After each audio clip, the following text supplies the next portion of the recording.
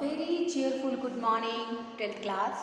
बेटे आज हम इस वीडियो में आपका जो लास्ट टॉपिक रहता है बेटे इकोनॉमिक डेवलपमेंट के फर्स्ट चैप्टर का on the eve of independence का लास्ट टॉपिक करेंगे बेटे, that is infrastructure on the eve of independence. Infrastructure क्या होता है बेटे? इंफ्रास्ट्रक्चर वो बेसिक नीड्स होती हैं जो एक देश के डेवलपमेंट के लिए एक इम्पॉर्टेंट रोल प्ले करती हैं। देखो बेटे, बेसिकली हमारी इकोनॉमी के अंदर इंफ्रास्ट्रक्चर दो तरह का होता है। एक होता है बेटे इकोनॉमिक इंफ्रास्ट्रक्चर, दूसरा होता है बेटे सोशल इंफ्रास्ट्रक्चर। इकोनॉमिक इंफ्रास्ट्रक्चर में क्या आता है? Means of transport, communication, banking, insurance, these all are the part of economic infrastructure. अगर हम बात करें बेटे सोशल इंफ्रास्ट्रक्चर में क्या आता है हमारा? हेल्थ और education facilities. both the structure, both the infrastructure are very important and are the foundation for the development of a economy। एक देश की जो डेवलपमेंट है बेटे इकोनॉमिक और सोशल दोनों ही इंफ्रास्ट्रक्चर पर डिपेंड करती है, क्योंकि बेटे इकोनॉमिक इंफ्रास्ट्रक्चर इकोनॉमिकली डेवलपमेंट करता है इकोनॉमी की, और सोशल इंफ्रास्ट्रक्चर सोशली डेवलपमेंट करता है। नो डाउट बेटे इंफ्रास्ट्रक्चर क्या होता है? एक इकोनॉमी की डेवलपमेंट के लिए उसकी नींव होता है। अब हम बात करेंगे on the eve of independence हमारी इकोनॉमी के अंदर इंफ्रास्ट्रक्चर की सिचुएशन क्या थी। देखो बेटे आप सबको पता है इंफ्रास्ट्रक्चर की जो डेवलपमेंट की गई उसका मेन मोटिव क्या था? उनका अपना सेल्फ इंटरेस्ट को प्रमोट करना था। वो किस तरह से किया? तो हमारी इंफ्रास्ट्रक्चर की क्या पोजीशन रही? फर्स्ट है बच्चों यहाँ पर रेलवे को डेवलप किया गया, ठीक है ना, ताकि वो क्या कर सके? ट्रांसपोर्ट कर सके किसको? फिनिश्ड गुड्स को ब्रिटेन से, ठीक है ना, ताकि वो ब्रिटेन से जो तैयार माल ब्रिटेन की इंडस्ट्रीज के अंदर बन रहा है उसको इंडिया के अंदर एक्सपोर्ट कर सके रेलवे की हेल्प से। और दूसरा बेटे जब देखो बेटे हमें बेसिकली हमारी ही जगह पर गुड्स प्रॉपरली अवेलेबल होंगे तो इसके कारण जो नंबर ऑफ कस्टमर्स हैं बच्चों वो क्या हो जाएंगे? इंक्रीज हो जाएंगे। तो नंबर ऑफ कस्टमर्स के इंक्रीज होने का मतलब यहाँ पर क्या है? Increase in size of market. तो यानी कि बाजार का आकार भी बहुत ज़्यादा बढ़ गया, क्योंकि रेलवे की डेवलपमेंट का ऑब्जेक्टिव एक ही था कि ब्रिटेन से हमने क्या करना है? फिनिश्ड गुड्स को क्या किया? एक्सपोर्ट ब्रिटेन के अंदर फिनिश्ड गुड्स को क्या किया? ब्रिटेन से बनी हुई वस्तुओं को हमारी इकोनॉमी के अंदर इंपोर्ट करने के लिए। तो उनका मेन मोटिव क्या था? अपने size of market, number of customers को बढ़ाना था। सेकेंड पॉइंट ये था बच्चों पोस्ट की भी डेवलपमेंट की गई, डाक विभाग की डेवलपमेंट की गई ताकि वो क्या कर सकें? अब देखो बेटे इंडियन इकोनॉमी को डेवलप तो करना नहीं चाहते थे, बट इंडियन इकोनॉमी को चलाने के लिए उनको किसकी ज़रूरत पड़ती थी? अपने बेसिकली ब्रिटेन गवर्नमेंट से बात करने की ज़रूरत पड़ती थी। तो उन्होंने बेटा क्या किया? पोस्ट और टेलीग्राफ डिपार्टमेंट को डेवलप किया ताकि वो अपनी एफिशिएंसी को बढ़ा सके कि कैसे एडमिनिस्ट्रेशन करना है, कैसे कंट्रोल करना है, इंडिया के अंदर क्या चल रहा है क्या नहीं चल रहा है, वो ब्रिटेन में बैठी अपनी गवर्नमेंट को बता सके। तो इसका मोटिव भी क्या है बच्चों? सेल्फ इंटरेस्ट है। थर्ड देखिए बेटा पोर्ट की डेवलपमेंट की गई। पोर्ट की डेवलपमेंट क्यों की गई? ताकि पोर्ट्स के थ्रू वो क्या कर सकें बेटा? एक्सपोर्ट तो कर सकें रॉ मटेरियल को और इंपोर्ट कर सकें फिनिश्ड गुड्स को।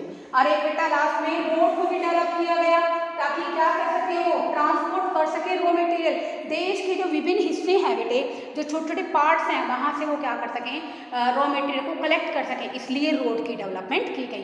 तो देखो बेटे ये जो चारों बातें हैं हमें क्या बताती हैं, ये 4 कैरेक्टरिस्टिक्स, कि हमारी इंडियन इकोनॉमी के अंदर इंफ्रास्ट्रक्चर की पोजीशन बहुत ही वर्स थी, बहुत ही बुरी थी। क्योंकि देखो बेटे रेलवे की डेवलपमेंट की गई, उसका ऑब्जेक्टिव भी क्या है? कि ब्रिटेन से फिनिश गुड्स मंगा के इंडिया में बेचनी है ताकि इंडिया का जो इंडस्ट्रियल सेक्टर है वो पूरी तरह से रियूंड हो जाए, ठीक है, और उनकी प्रोडक्ट्स के लिए मार्केट साइज बढ़ जाए। दूसरा बेसिकली पोस्टेज और टेलीग्राफ डिपार्टमेंट की स्टेब्लिशमेंट की गई, उसका ऑब्जेक्टिव भी क्या? अपनी एडमिनिस्ट्रेशन एफिशिएंसी को बढ़ाना है। तीसरा बच्चों क्या था? बेसिकली यहाँ पर पोर्ट्स की डेवलपमेंट की गई। पोर्ट्स की डेवलपमेंट करने का भी मेन ऑब्जेक्टिव क्या है बेटे? एक्सपोर्ट करना है रॉ मटेरियल को। रॉ मटेरियल को क्या करना है? एक्सपोर्ट करना है, ठीक है ना, बेसिकली अपनी ब्रिटेन इंडस्ट्रीज के अंदर लेके जा सके, और इम्पोर्ट करना है फिनिश्ड गुड्स को। रोडवेज को भी डेवलप किया गया ताकि उनको क्या फैसिलिटी मीन्स के जो इंटीरियर पार्ट्स हैं बेटे कंट्री के वहाँ से वो रॉ मटेरियल को कलेक्ट कर सकें। तो बेटे इससे हमें पता चलता है कि बेसिकली उन्होंने जो भी डेवलपमेंट की उसका ऑब्जेक्टिव उनका अपनी डेवलपमेंट करने का था। तो देखो बेटे हमने इतने सारे पॉइंट्स पढ़े कि इकोनॉमी की सिचुएशन के अंदर एग्रीकल्चर की क्या सिचुएशन थी, इंडस्ट्रियल सेक्टर में क्या रहा, ऑक्यूपेशनल स्ट्रक्चर कैसा था उस समय, ठीक है ना, डेमोग्राफिक प्रोफाइल कैसी थी, ठीक है। अब हमने पढ़ा कि इंफ्रास्ट्रक्चर की सिचुएशन कैसी है। तो बेटे कई बार एक बेसिक क्वेश्चन आता है कि basically was there the positive effect of Britishers in our Indian economy. वैसे तो हम कहेंगे नहीं कि हमारा ब्रिटिशर्स का हमारी इकोनॉमी के अंदर आने का हमें कोई पॉजिटिव कोई सकारात्मक फ़ायदा हुआ, वैसे तो कोई फ़ायदा नहीं हुआ। लेकिन बेटे बेसिकली जब ब्रिटिशर्स हमारी इंडियन इकोनॉमी के अंदर आई, ठीक है ना, उसने उन्हें इंडियन इकोनॉमी के मतलब इंडियन कंट्री के अंदर एंटर किया, तो उसके हमें थोड़े बहुत बेनिफिट्स मिले, लेकिन वो बेनिफिट्स वो नहीं देना चाह रहे थे, सिर्फ वो तो अपने सेल्फ इंटरेस्ट को प्रमोट कर रहे थे। लेकिन फिर भी बेटे कुछ पॉजिटिव इफेक्ट जो हमें ब्रिटिशर्स से मिले वो कौन कौन से हैं बेटा।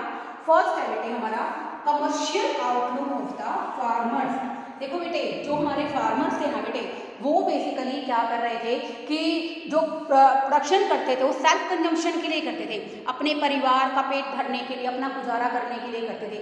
When the farmer doing production कर रहा है किसके लिए कर रहा है, for the self consumption, for the survival of his family, अपने परिवार को सुरक्षित रखने के लिए, उसका पेट भरने के लिए करता है, उसको कहते हैं बेटे सब्सिस्टेंस फार्मिंग। तो बेटे आपने पढ़ा था एग्रीकल्चर वाले पॉइंट के अंदर कि forced commercialisation of agriculture, agriculture का कमर्शलाइजेशन व्यापारीकरण किया गया था, ठीक है ना। तो इसके कारण बेटे वो सब्सिस्टेंस क्रॉप्स को नहीं उगा पाते थे, तो उनको मार्केट अनसर्टेनिटी का सामना करना पड़ता था। लेकिन बेटे ब्रिटिशर्स के आने से जो किसान है बेटे उनके जो आउटलुक है वो चेंज हो गई, उनका सोचने का नजरिया, उनका दृष्टिकोण चेंज हो गया।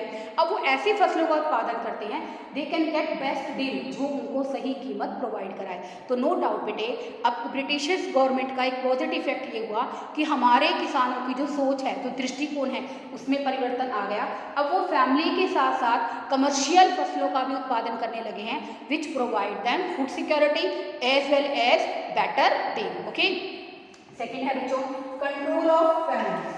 फैमिली को कंट्रोल कर लिया गया, जैसे बाढ़, भूकंप, सूखा। तो देखो बेटे जब हमारे पास ट्रांसपोर्ट नहीं होगा, कम्युनिकेशन नहीं होगा, तो क्या हम बाढ़ पीड़ित लोगों की सहायता कर सकते हैं? ऑब्वियसली नहीं कर सकते। तो यहाँ पर बेटे ब्रिटिशर्स ने रेलवे की डेवलपमेंट की, जिससे हम लोग ड्रॉट हिट एरिया जहाँ पर सूखा पड़ रहा है वहाँ पर एकदम से क्या कर सकते हैं, हेल्प प्रोवाइड करा सकते हैं, उनको फूड ग्रेन्स प्रोवाइड करा सकते हैं, उनको क्लोथ्स प्रोवाइड करा सकते हैं, उनको मेडिसिन प्रोवाइड करा सकते हैं। तो ये केवल किसके कारण है कि हमने जो प्राकृतिक संकट था जैसे ड्रॉट हो गया बेटे, ठीक है ना, इन सब को काफ़ी हद तक हम लोग टैकल कर पाए। क्यों? क्योंकि मीन्स ऑफ ट्रांसपोर्ट और communication, and that was develop by the British government. Okay, third है बच्चों हमारा मॉनेटरी सिस्टम ऑफ एक्सचेंज। आपने बेटा +2 में मैक्रो केंद्रित चैप्टर पढ़ा है barter system of exchange. Barter system of exchange क्या होता था बेटे? In rural economies barter system of exchange is also prevalent at that time. आज भी बेटे बहुत सारे ग्रामीण क्षेत्रों में बार्टर सिस्टम ऑफ एक्सचेंज है, वस्तु विनिमय प्रणाली है, जिसके अंदर goods are exchange for goods, वस्तुओं को वस्तुओं में बदला जाता था। लेकिन हमारी इंडियन इकोनॉमी के अंदर बेटे मॉनेटरी सिस्टम के इन्वेंटर कौन है बेटे? हमारे ब्रिटिशर्स। ब्रिटिशर्स ने हमारी इकोनॉमी के अंदर क्या किया? हमारे बार्टर सिस्टम को ट्रांसिशन कर दिया, परिवर्तित कर दिया। किस में परिवर्तित किया बेटे? मॉनेटरी सिस्टम में। मॉनेटरी सिस्टम क्या फैसिलिटी प्रोवाइड कर रहा है? डिवीजन ऑफ लेबर की, स्पेशलाइजेशन की, large scale of production is possible only and only due to the emergence of monetary system. यानी कि मौद्रिक प्रणाली आने के कारण हम डिवीजन ऑफ लेबर कर पाते हैं। जो कोई श्रमिक अच्छा काम कर रहा है उसको ज़्यादा मजदूरी देंगे, जो कम काम कर रहा है उसको कम देंगे। स्पेशलाइजेशन के बेनिफिट मिले हैं, लार्ज स्केल पर हम लोग प्रोडक्शन कर पा रहे हैं। तो ये सब बेटे किसकी देन है? Monetary system. और मॉनेटरी सिस्टम को बेटे इकोनॉमी के अंदर किसने डेवलप किया था? ब्रिटिशर्स ने। नेक्स्ट देखिए बच्चों यहाँ पर efficient system of administration. Administration का जो सिस्टम है ना बेटे, जो हमारे पॉलिटिशियंस, हमारे प्लानर्स हैं बेटे आज भी यूज़ कर रहे हैं बेटे, वो एफिशिएंट सिस्टम आज भी बेटे कहाँ का है? वो एफिशिएंट सिस्टम बेटे ब्रिटिशर्स का है। ये बेटा जो एफिशिएंट सिस्टम है ना, आज भी हमारे पॉलिटिशियंस को, हमारे प्लानर्स को हर तरह से मार्गदर्शन प्रोवाइड करते हैं, गाइडेंस प्रोवाइड करते हैं कि इकोनॉमी के अंदर किस तरह से काम करना है, किस तरह से एक्टिविटीज़ को हैंडल करना है। तो हमारा जो एडमिनिस्ट्रेशन सिस्टम है बेटे वो ब्रिटिश गवर्नमेंट की देन है, ठीक है। नेक्स्ट है बच्चों हमारा यहाँ पर न्यू अपॉर्चुनिटीज ऑफ एम्प्लॉयमेंट। जब देखो बेटे इकोनॉमी के अंदर क्या हुआ?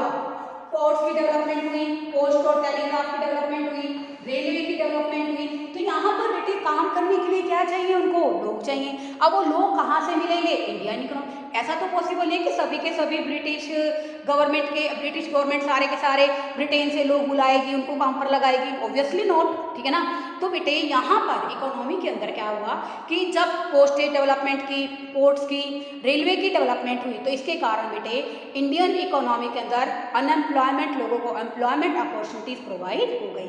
वैसे तो बेटा हम सब जानते हैं कि ब्रिटिशर्स का ऑब्जेक्टिव इंडियन इकोनॉमी को एक्सप्लॉइट करना था और अपने सेल्फ इंटरेस्ट को प्रमोट करना था, लेकिन फिर भी अगर हम बात करें, कुछ एरियाज ऐसे हैं बेटे जहाँ पर ब्रिटिशर्स के कारण हमारी इंडियन इकोनॉमी में डेवलपमेंट हुई है। बेटे आज इस सेशन के साथ आपका ये चैप्टर कंप्लीट हो गया है।